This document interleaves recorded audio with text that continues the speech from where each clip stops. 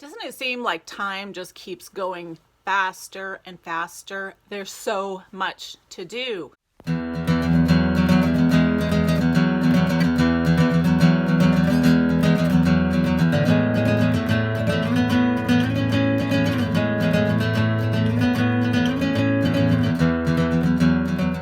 One thing I've committed to is to make sure that I'm putting out 1 or 2 helpful videos every week for this channel. On today's video, I want to share a tip about rabbit bonding. Some rabbits are easier to bond than others, and definitely young kits, baby rabbits, are the easiest to bond. Exceptions always apply. One thing I learned early on is when bonding rabbits, there's just a lot to be learned from hands-on day-to-day care of these animals. Without delay, let me share this bonding tip with you. For those of you who have bonded rabbits in the past, especially when you're adding more and more and more rabbits to a group to build a warren like what I'm doing, you know that as you go along, there are very few people who have expertise in bonding that you can learn from. And those who do often are in situations where they're breeding lots of rabbits, which means their kits are only around for a little while, the baby rabbits, or they are raising rabbits for agricultural or food purposes. They only support responsible pet ownership. There are people who have done a great deal of bonding and understand bonding different breeds, different ages, altered rabbits, some rabbits that have heart problems that can't be altered. There are sometimes circumstances where a rabbit cannot be spayed or neutered, and that can make the bonding process more difficult.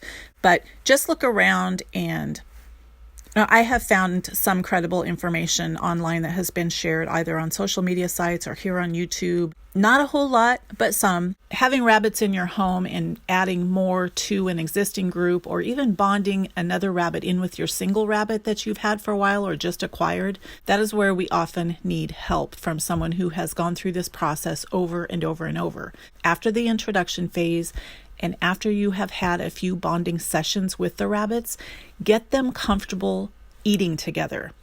That is mealtime sharing. So what you want to do is put the rabbits that you're bonding in to the existing group, or even if you have 2 rabbits you're bonding together, keep them on either side of a pet fence or a gate where they can see each other.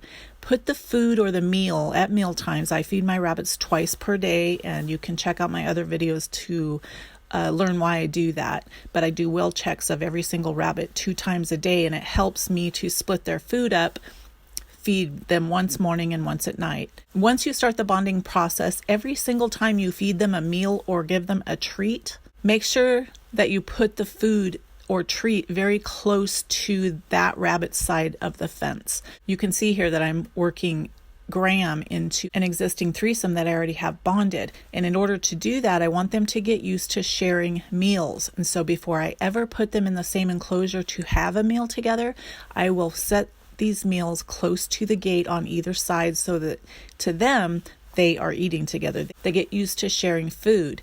Even spayed and neutered rabbits, in other words, altered rabbits, will get into hassles over treats or food or territory. It is not true that once you alter a rabbit, all those behaviors go completely away.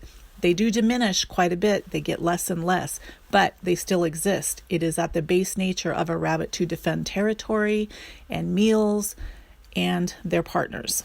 Thank you for joining me. If you haven't already subscribed to this channel, hit the subscribe button below. Be kind to animals, and thank you for caring.